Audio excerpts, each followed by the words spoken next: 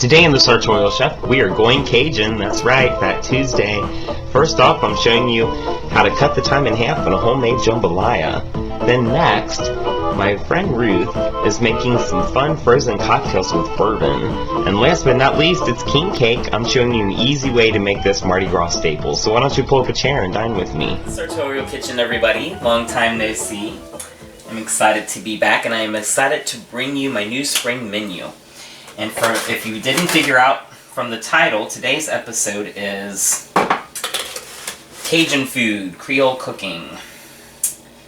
So I'm starting with a king cake. We're going to be taking this to my friend Ruth's house. We're going to have a nice little soiree with some drinks and some gumbo that I'm making from scratch. But I wanted to go ahead and get the cake out of the way. I'm going to fix it here, and then we'll take it up to her place later. So I'm doing a little bit of a hack. King cake usually is, it's yeast and it's all this and kind of things, and it takes several hours, and I thought of a little hack to make it easier. I've got some canned biscuits here. Now I'm just prepping my seasonings right now. I've got some sugar. It's a cup of sugar, and then to that I'm going to add about a tablespoon of each. Tablespoon of cinnamon, sorry. Sounds like a lot, but I want this to have a lot of flavor. And some nutmeg. We're only going to do about a half teaspoon of that. It's a little strong. And then a little bit less of that of some clove, just to give it a little something. And I've got my melted butter, and what I'm going to do is I'm going to cut the biscuits into fours. I'm going to roll them into balls, dip them in my butter, roll them in my sugar so they stick, and then I'm going to line them up in this butt pan here that I've pre-greased. And then when it comes out, I'm going to be making some royal icing. And I got some fun colored sugar to put on top. It's going to be very festive and delicious. I always anticipate that pop. Even though you know it's coming, it still kind of makes you jump a little bit. And this is going to be so much fun. My dear friends, they have wanted to film with me for a while, and I thought this would be a good excuse to get us all together. She's going to be demoing some cocktails for us, and we're got some fun masks, and we're just going to have a good old time. Here's my biscuits. So yeah, I'm just going to slice these into four, just like that. And then I'm going to take my pieces, I'm going to roll them into balls. They're going to kind of puff up in the oven, so I don't want them too big. And then we just come in, roll it around in my melted butter, and then roll it around in my sugar and spice mixture. And that goes right down into the pan.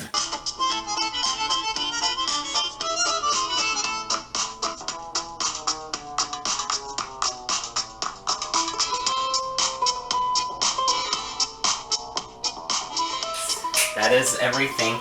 Now I'm just going to take the rest of my butter here. This has a lot of the seasoning in it from transference. And I'm just going to pour that over top all of this because it's just going to add some extra flavor here. And it's going to give us some really nice color. It's going to be nice and gooey and bubbly. Now I've already preheated my oven to 350 degrees. This is going to cook for about 16 to 20 minutes. And while that cooks, I'm going to go ahead and prep my glaze and get my sugar ready.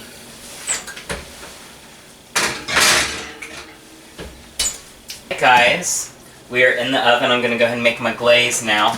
I'm doing a royal icing, which is milk and powdered sugar. That makes a basic glaze, equal parts. And I'm going to add a little corn syrup. That's what's going to give it that nice glossy shine, and it's going to give it a kind of matte finish. And I've also got little vanilla extract here. You know, I like to use the good vanilla to give it some flavor. And then I've got my food coloring. I want purple icing. The Mardi Gras colors are green, yellow, and purple.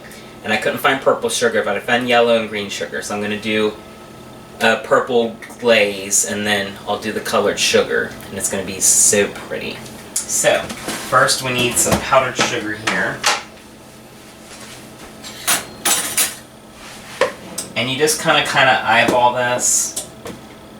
If it gets too loose, you can add more sugar. If it's too thick, you can add more milk.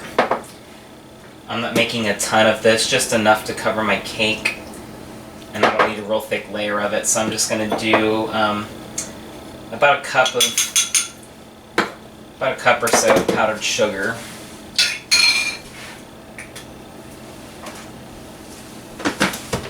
And then we're just going to add our milk a little bit at a time. I can always add more if I need to.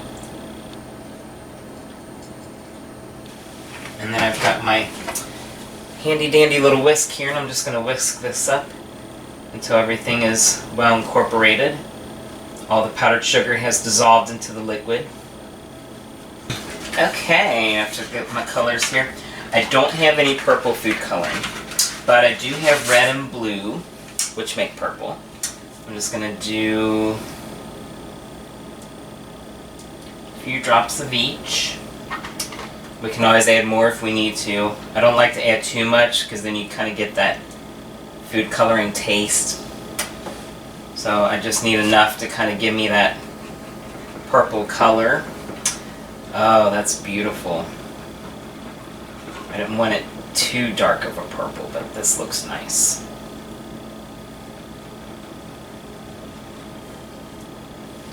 Oh yeah, look at that color, everybody.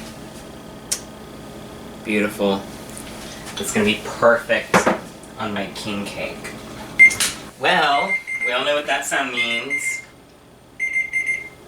It means that we are ready to come out of the oven.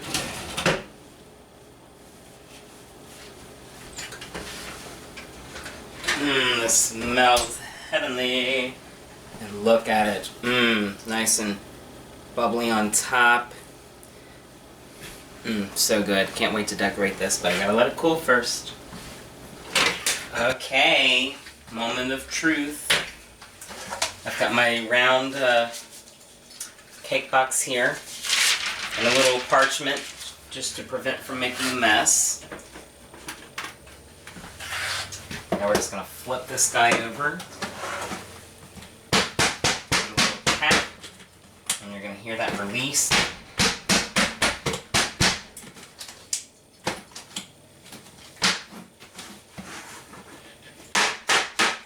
There we go.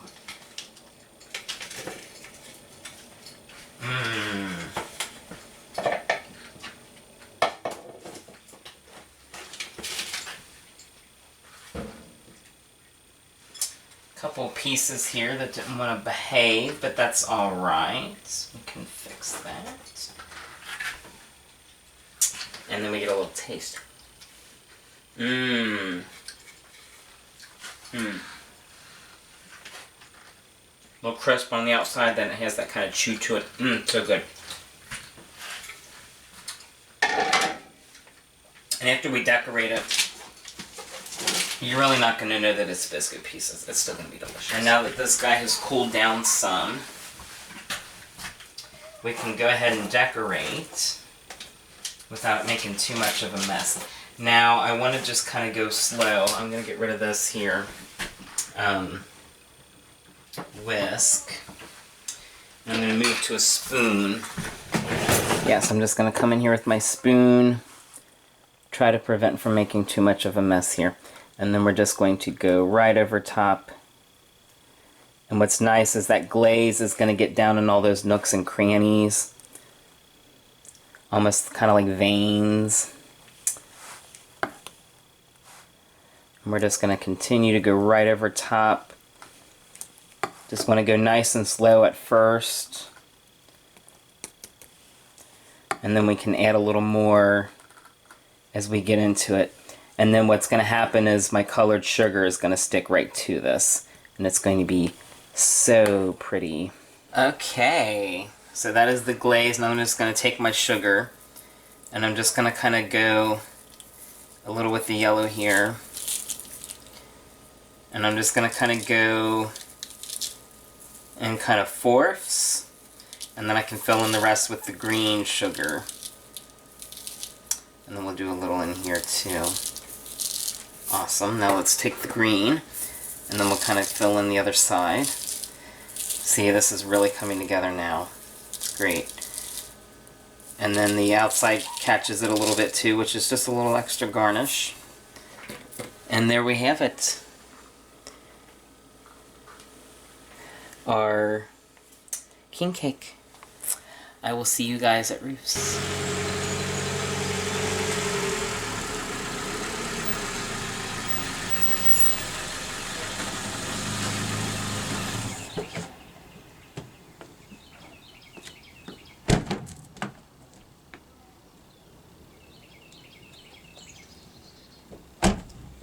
Guys, we're here. I got my cake, and it is jambalaya time. I will see you inside.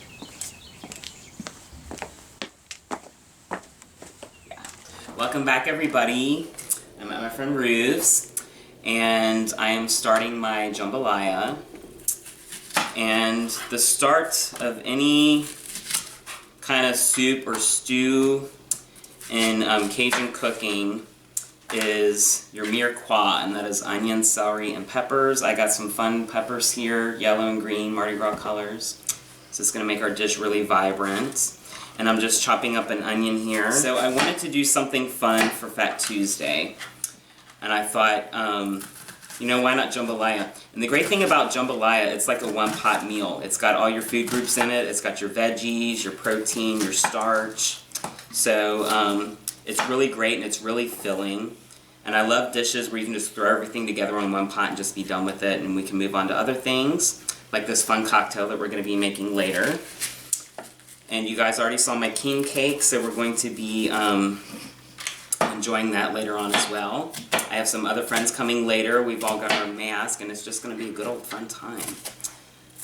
Okay, so that is my onion. I'm going to go ahead and throw that in.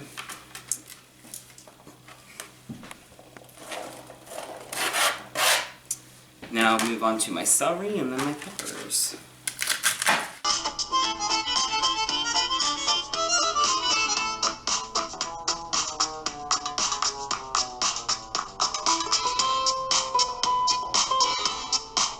So those are my veggies. I'm going to give those a little stir.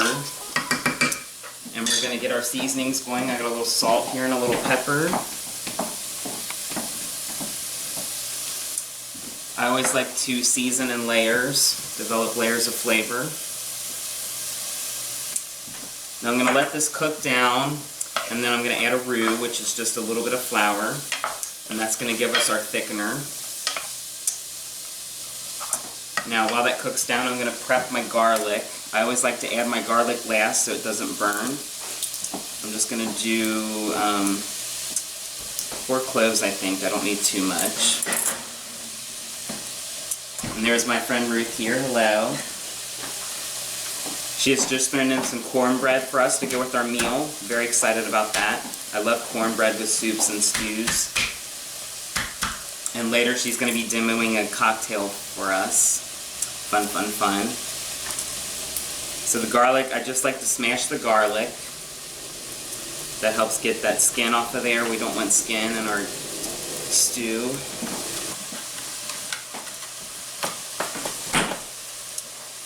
Okay, and there is our garlic.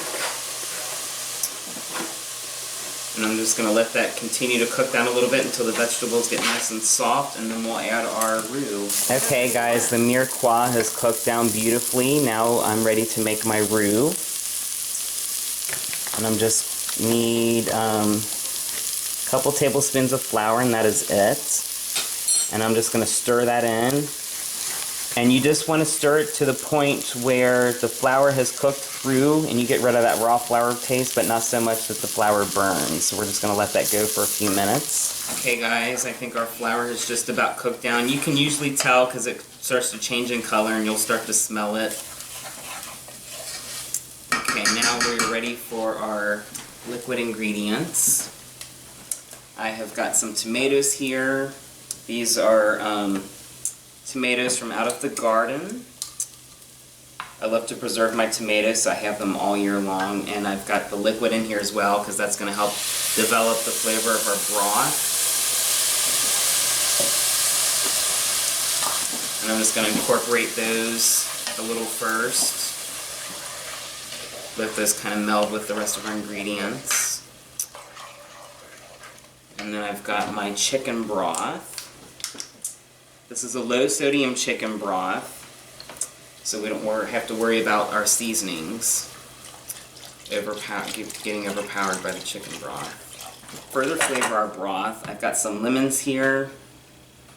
These I'm just going to throw in here and let them cook down with the broth. It's going to give it a lot of flavor. You're getting the zest and everything, as opposed to just the juice if you were to squeeze the lemons in there. And I want to turn them up so I can watch for seeds. We don't want seeds in our stew.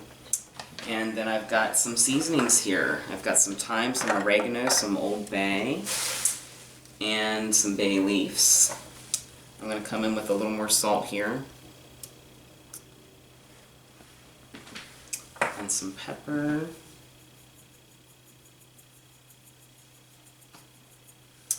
And for the rest of our seasonings, I've got some Old Bay here.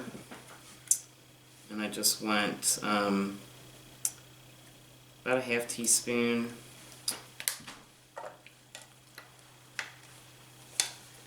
And then about an eighth. The oregano and the thyme. And then I'm going to throw in my bay leaves and we're just going to let it cook down. Oops.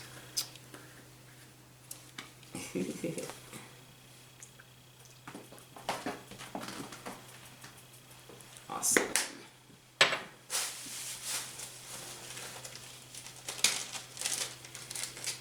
And my 2 bay leaves. And I'm just going to kind of stir that in. And then I'm going to turn it up just a little bit. I want it to bring it to a boil. I'm going to cover this and let it simmer. And then we'll add our rice and we'll finish off with our protein. Okay, this has come to a boil. I'm going to go ahead and throw in my rice. This is just 1 cup of rice. It doesn't sound like much, but I've got a lot going on here with the proteins and everything, and I didn't want the rice to like take over the dish. So I'm just going to stir that in and we're going to close it. We're going to let it cook for a while. The rice is going to take about 15 to 20 minutes. So in the meantime, I'm going to go ahead and get my proteins ready. I've got some andouille sausage. You cannot have this dish without andouille. So I'm just cutting the andouille into medallion pieces. Now the great thing about this dish, the way I'm making it, all my proteins are, with the exception of the sausage, are pretty much cooked. So they just need to come to temp. So you're saving a lot of time. You're not having to break down your proteins, and you're not having to like wait for them to cook. Because this is normally like a 2 to 3 hour dish, and I've cut my time in half on this.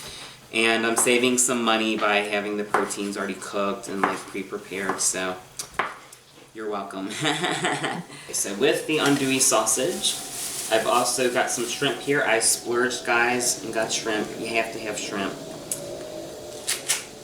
And every once in a while, it's okay to splurge a little. It's for friends, so it's all good. This, I just want to kind of rinse off. I've also got some chicken I've already opened. It's canned chicken. Don't sue me. But you're not going to know the difference. It's great. It's already cooked. And it's shredded. So I'm going to throw it in here. It's going to take on the colors and the flavors of the broth. And it's going to be amazing. You're never going to know. Alright, our rice is just about finished. I'm going to go ahead and add the proteins now. I'm going to start with my sausage. And just plop that right in.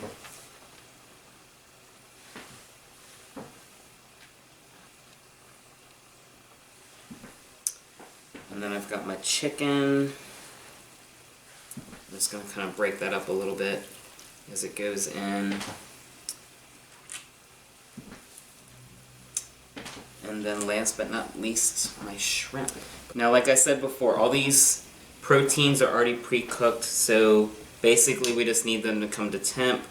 So I'm just going to kind of let them stew in this for about 7 to 8 minutes until everything is good and warmed through. I'm going to cover this back up again.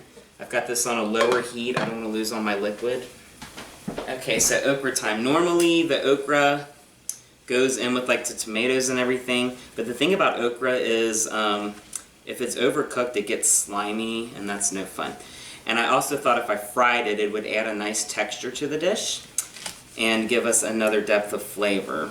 So I'm just going to cut these into little pieces here.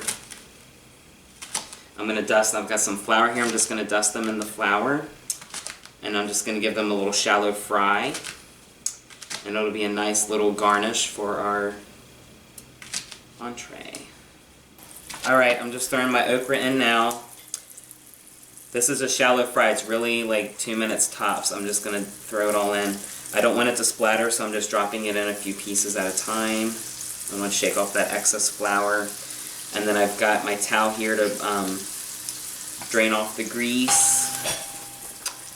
Well, that sounds like the rest of our guests is here, and that's perfect because the meal is ready. We just have to demo our cocktails. Guys, I'm so glad you're here. You were just in time. We're about to demo some cocktails. Here's your Mardi Gras mask. Oh, this is so cute. Look at the feathers. Oh my gosh, this is so exciting, everybody. Woo! Okay. Okay, so you've got some cocktails for us. Yes, we're gonna have a little bourbon slushy kind of drink. Oh, yum. I'm gonna do 1 part bourbon. And that's Evan Williams. That's the good stuff.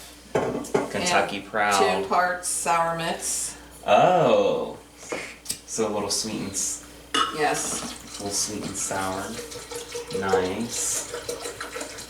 This is going to be so good. And then I guess you're going to add some ice to that. Yes. Fun, fun, fun. I can't wait.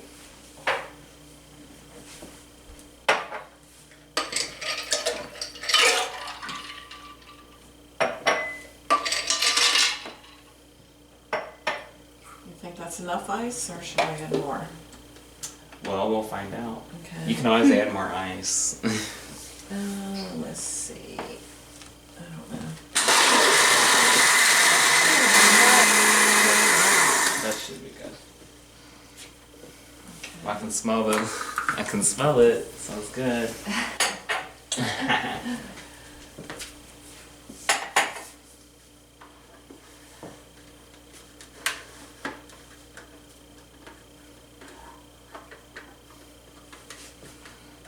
I've already unscrewed this and left the bottom attached. Oh. And then it all comes out. It starts leaking out.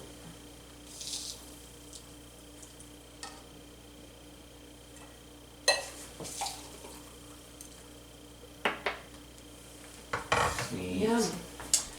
Well, I'm gonna go ahead and give this a little taste, guys. Mmm. Mmm, I love it. The sweet and sour is nice. The bourbon is not too strong. And then the ice just makes it fun, doesn't it? Oh, and we have cherries. Fancy. Cherries for the cherry lover. All right. Well, let's dig in. We've got our cocktails. We've got our entree. I think we're ready to go. Okay, guys, so tell me how it is. Okay.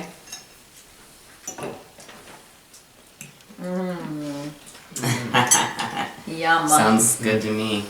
This is delicious, Kevin. Mm. Well, this is good, guys. Mm-hmm. The broth gives it a lot of flavor. All those things I put in it is a subtle nuance. You get the acidity from the lemon. You get all those seasonings. The rice gives it some body.